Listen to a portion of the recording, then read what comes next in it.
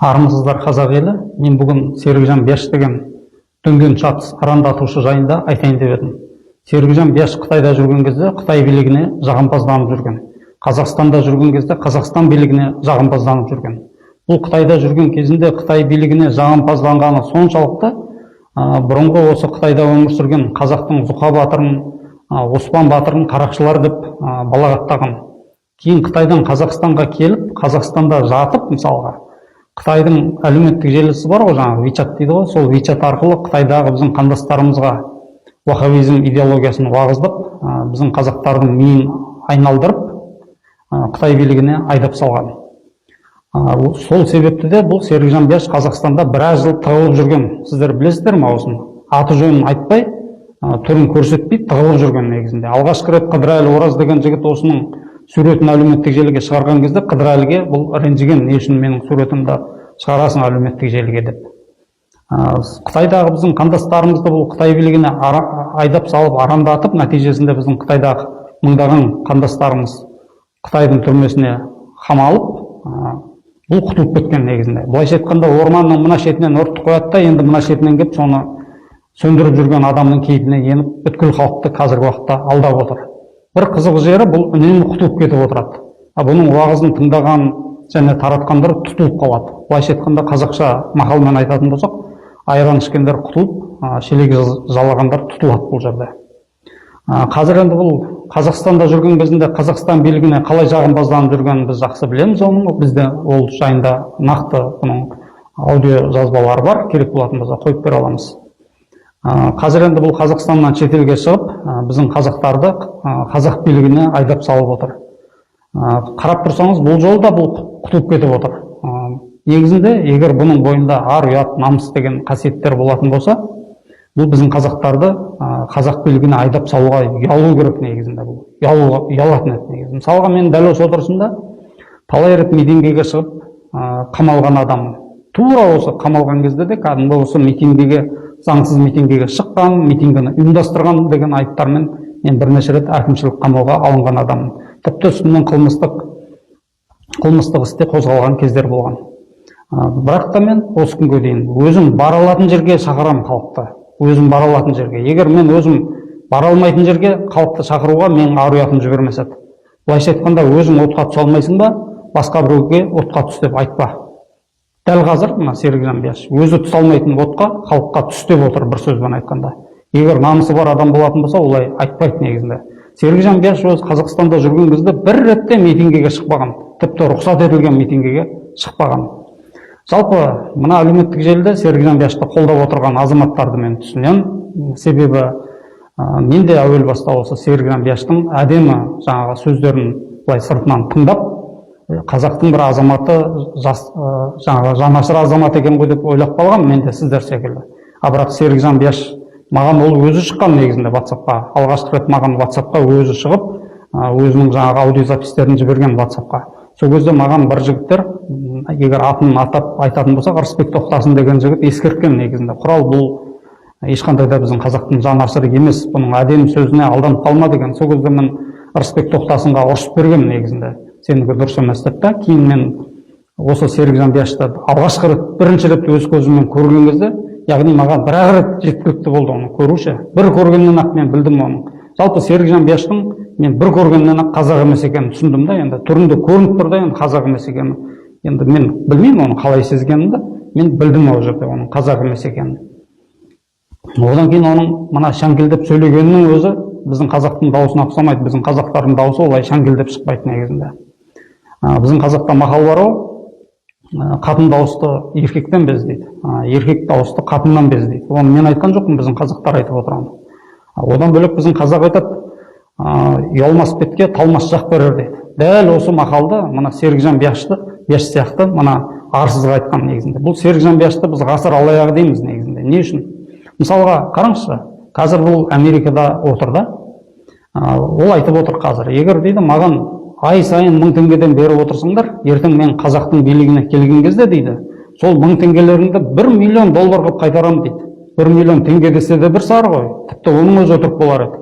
Бірақ бұл айтып отыр, әрбір 1000 теңгелеріңді сендердің дейді, 1 миллион доллар етіп қайтарам дейді. негізі тура осы өтірік та. Егер мен айтатын болсам, маған ешкім сенбейді. Бірақ міндетті түрде оны алаяқ айту керек та. Алаяқ айтқан кезде біздің халық сенеді. Жалпы біздің халық негізінде мына құлағымен сүйетін ақымақ қыздар болады ғой, сондай секілді, сондай бір сенгіш, ақ жүрек, ақ көңіл халықпыз ғой негізінде. Айналайын қазағым десе соған сеніп қала саламыз ғой біз. Шын мәнінде Серік Жанбияшты біз жақсылап зерттеген адам ретінде айтайын мен сіздерге. Серік Жанбияш қазақ үшін жанын бермек түгілі бір малын бермейтін адам. Осы күнге дейін қанша рет мен осы Facebook әлеуметтік желісінде жаздым. Серік Жанбияш біздің қазақ үшін жанын бермек түгілі бір малын бермейді деп айттым негізінде. Одан кейін бұл Серік Жанбияштың неше түрлі алаяқтықтарын білеміз біз. Жаңағы Америкада жүріп, Ақ үйдің алдында тұрып кәдімгі мен кеше Байденмен кездесіп шай іштім дегенде сөз бар оның. Ердоғанға ұрыстым деген сөзі бар мысалға. Осыған да сенеді ғой біздің ақымақтар. Жалпы бұл кім? Серік Жанбияш өзін негізінде ақшасы көп, сондай бай, әлемдік деңгейдегі саясаткер секілді көрсетеді өзін. Бірақ оны біз секілді көз ашық адамдар білеміз, шын мәнінде ол ешқандай да әлемдік деңгейдегі саясаткер емес.